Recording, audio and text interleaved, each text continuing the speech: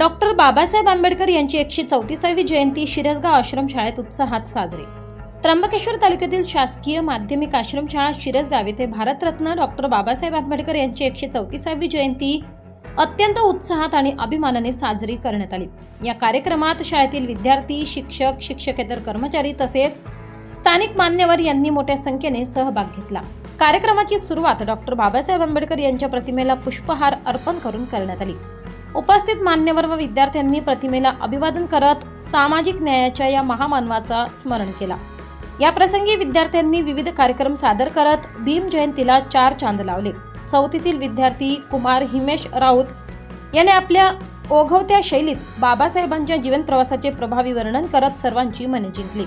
या कार्यक्रमाचे प्रमुख मार्गदर्शक व्याख्याते संदीप रुपनर यांनी विद्यार्थ्यांना डॉक्टर बाबासाहेब आंबेडकर यांचे जीवन, विचार, कार्य आणि त्यांनी समाजासाठी दिलेले योगदान यावर सखोल मार्गदर्शन केले। महामानव, भारतरत्न, विश्वरत्न ही बिरुदे त्यांना का मिळाली याची उदाहरणासह सविस्तर माहिती देत विद्यार्थ्यांना प्रेरणादायी संदेश दिला। त्यांच्या म्हणण्यानुसार बाबासाहेबांचा आदर्श डोळ्यासमोर ठेवून प्रत्येक विद्यार्थ्याने वाटचाल केली तर जीवनात यश हमखास मिळेल।